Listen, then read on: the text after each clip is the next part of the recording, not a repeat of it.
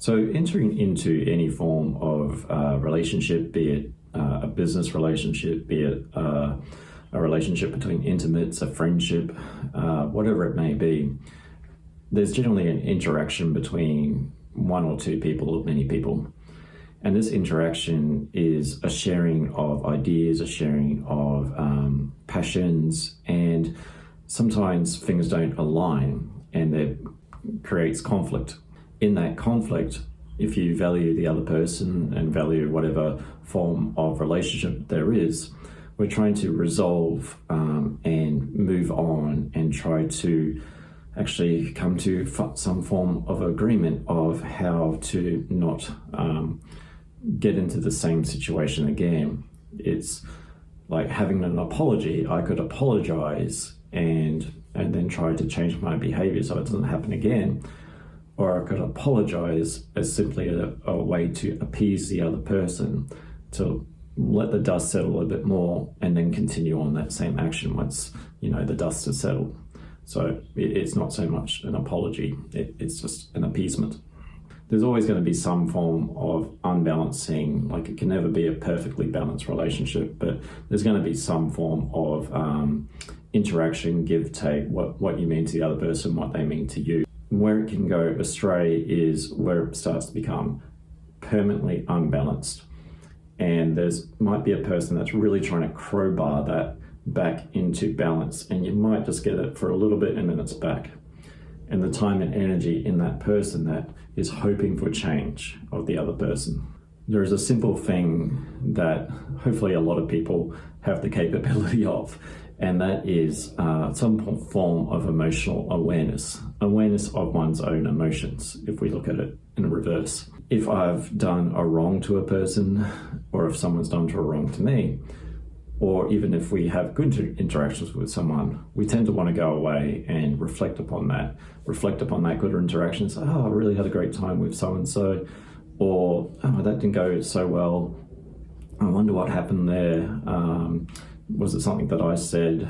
These sorts of things that go on in our mind. And it's like, well, I don't want them to think I'm bad or anything like that. It's like, can I have a resolution with this person? Can I make it up with this person? And if the dust is not settling, because there can be in relationships where it's like, you just need to move on. You just need to let that go. These sorts of statements. And that's kind of hard to do if it's continually happening. Of course, in an apology, it's two people trying to come to some form of resolution. But what if the resolution wasn't a resolution, but a projection? That's where it becomes a very unemotionally aware person. But I would probably caveat that and say that the other person probably has emotional awareness. There's just an awareness that doesn't want to look at some forms of emotion, which becomes very difficult because any form of avoidance of an emotional sore spot becomes everyone else's problem. It's kind of like a made-up narrative is being made on the spot of all the things that you said. You used the wrong tone of voice with me. You were with that person, blah, blah, blah. It becomes like this complex narrative of blame shifting, of shifting every time. It's kind of like where if you were on the mark, they're trying to push you away from the mark. You get back on the mark. No, don't look at the mark, sort of thing. Anything where you get to the truth of the center of the truth, that's where it intensifies. And there's normally an angry reaction in that. It's like, it's a defensive reaction. It's like, don't you do that. And it's like, blah, blah, blah. And it's like a rageful, all that rage. It's like a shield of rage. So the closer you get to that, the intenseness of that will increase. It's like, how dare you?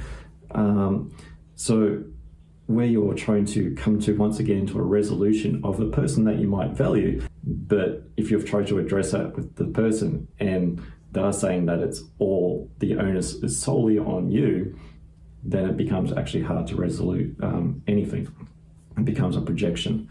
It becomes a blame shifting. So you can't actually get a form of getting off a cycle if there's no breaking of that cycle. It becomes just a loop again. So it becomes hard to actually get over something that if you try to address something, then it's once again your fault. then you can't actually come to a resolution, which means that it never ends. But that center of what the shifting that target away from, what the perceiving a target of, which is just merely just trying to get some form of responsibility, some form of emotional growth to learn that, hey, you hurting me is actually a bad thing. That's the actual awareness that we're trying to bring. It's like, your actions are hurting me, and I kind of don't want that to happen anymore. Can we now talk? No, it's your fault that somehow you're hurting me, that's hurting. It becomes confusing after a while. That shield of rage and anger is normally covering things like blame, it's normally covering things like shame, it's normally covering things like guilt. And that has been something that has been shielded and sometimes bypassed in many different ways and many different things, be it alcohol, be it drugs, be it jobs, be it spirituality, all these sorts of things that are used to actually avoid going into that emotional state. Because within that emotional, if we're having to avoid something, then we're having to address those things. And yes, we can have empathy for the person because there's probably been a lot of bad things that have happened to that person. But similar to an emotional awareness, of our own emotional awareness, the ability to reflect upon one's own actions, to go, wow, I don't want to hurt this person anymore because I do value them. It takes an awareness. It takes the ability to go, hey, I might be at fault here. What can I do to change this? That accountability. So it takes a conscious awareness to know that we've done wrong. But if there's no conscious awareness, then it also creates a harder journey for the person to actually take conscious control over their life, to actually go, hey, I need to maybe address that shield of anger or that blame, shame, and guilt to actually resolve it. So I just don't go from one relationship to another relationship. It's good for a while, and then it's also the other person's problem, or latching on to another person, or using them as a source of supply and draining their energy. Because as much as we want to crowbar once again that back into a balance, it's always going to sink until the other person has that emotional awareness to have that accountability to actually go, hey, I've actually done wrong here. But that wrong to that person, unfortunately, just rings alarm bells of, oh, I'm being blamed, I'm being shamed. So it's an emotional trigger. Now, we could say, okay, we could work with the emotional trigger, but we know that the trigger does work. And we know that they have some form of emotional awareness, because otherwise they wouldn't be avoiding the issue. They know where the sore spot is and they're shifting away from it. A trigger will only work because there's some form of explosive there. So if you're constantly dealing with the trigger, the outcome, and not the source of it, we need to be dealing with the emotional discharge rather than the trigger. We know the trigger works well. We know that they have emotional awareness of the sore spot, but we don't want to keep pushing that or pulling the trigger. But can we do that for the person? We can only advise, suggest, try our best. But once again, I can't heal for another person because that's their healing journey. So it comes down to whether the person is willing or has awareness or is wanting to step upon that healing journey to start to discharge some of that anger, to start to discharge some of that shame, to blame, to bring some awareness that maybe some of this wasn't actually their fault, as in like they may have been kids, they may have been like having to do responsibilities of adults sort of thing. But me saying that to someone else and them actually knowing that within themselves is two different stories. So if you're a person that is trying to see the light in the other person, is trying to bring change in that, it's also measuring your emotional awareness of how drained you are in that. And it could be a case of, I need to cut my losses here and go somewhere else. Or are you trying to shoulder that blame all on yourself and carry that weight and carry that all those responsibilities that are not yours to carry? Or do you need backup in that where it's professional support? Or is it also looking at, am I actually getting the form of love that I want by going through the minefield, going into that anger, the person has some form of cathartic release, and then you get the love?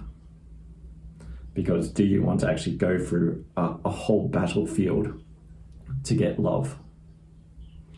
And that's just a question that only you can answer. So sometimes it's knowing that having that success of love, even though you're battered, bruised, and emotionally traumatized, is it worth the end result?